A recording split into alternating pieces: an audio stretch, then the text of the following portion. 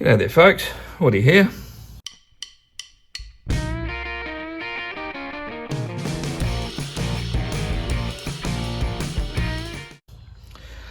Well, recently my wife and I spent the weekend in Ipswich and Brisbane. I went down to see my latest granddaughter. She is now 3 months old and is developing a little personality of her own. It's lovely to be living close enough that I can just spend an afternoon driving down there to see her and my other grandchildren, as well as my children and in-laws. So yeah, but on the way back on a Sunday morning, we like to drop into the Fernvale Market. Now, going to market seems to have changed since we were doing it 20 or 30 years ago. I get there and we're normally there at 7:30, 8 o'clock, and there's hardly anyone there. But when I talk to the stall holders, they say that nobody really comes until after 10. So that's a little bit strange to me, but then markets have changed. There's not so many people there just selling their excess crap that they want to get rid of. It's normally suppliers and the same old plastic junk and lots of plants I find out here in the country. But anyway, we go and sometimes we get nothing, and this time there was just a plethora of things to see. Now the first is going to be this Dad's Workshop with the early motorcycle theme.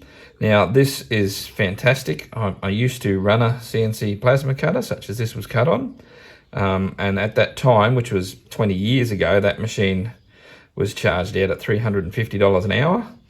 Now our mates charged me $35 for this. It's cut out of zinc so it won't rust. He said just give it a spray with WD every so often, and I am really quite happy with that. I think that's going to look great on the front of my shed. And yeah, I would have expected that this would have been at least $100, so I was very, very happy to get it for that price.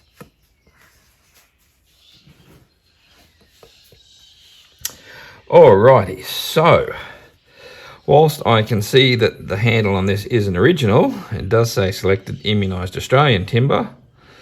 So yeah, I'm happy that it's an Australian handle, but this is a Blue Point, Kenosha, Wisconsin, USA, 20-ounce hammer.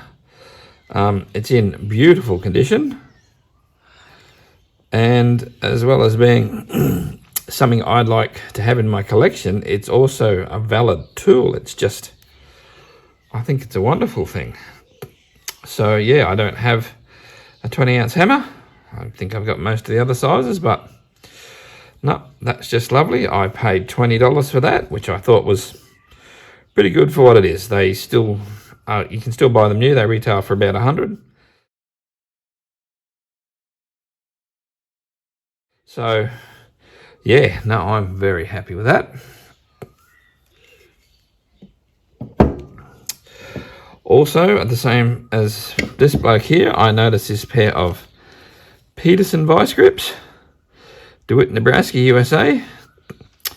Yeah, and a pair of original Petersens. I have heard that these are the best you can buy, although those Melco Eagle Grips did look nice, but they were ridiculously expensive, especially to get them here in Australia. And they're no longer available. So this one's seen some use, but it's still perfectly serviceable, and it will definitely go into use with the other vice grips I have. Yeah, I'm sort of trying to figure out an age of them, but I can't really figure out sort of how it works out with the date and the fact that these are still stamped Petersen. I think these may be as late as 2008 from what I've read, but they're still a tool that you don't see too much over here in Australia. There's lots of vice grips around, and the mole grips, which I've shown you I've got previously, but yeah, they're another nice thing, perfectly serviceable and a lovely thing to look at.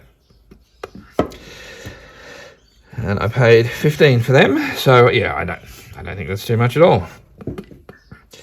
Right, now another old mate, he had a pile of tools, and he was trying to get rid of them, and I asked what they were worth, and he said, oh, $5 each. And I picked up a set of these footprints, and this one here, which has Dagenham TS&S on. So I haven't been able to find anything about that. It's got made British made on the other side. I haven't been able to find anything about it. I don't have any of these. These are more of a collection I'll hang on the wall with the old tools, although I can see the use of that in bending sheet and stuff, so they might find some use.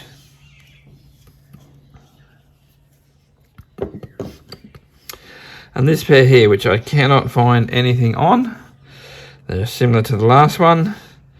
Fairly simple, like anyone could make these. It wouldn't be difficult for someone with a factory to start punching them out, so yeah. Now, old mate said to me that they were $5 each, and I grabbed that one, and he said, oh, no, take a couple more as well. So I actually paid $10 for these 4 tools. So I'm thinking that was probably the bargain of the day. And yeah, it's just, he had other stuff there, but it's just, how much do you take? You know, how much do you need? I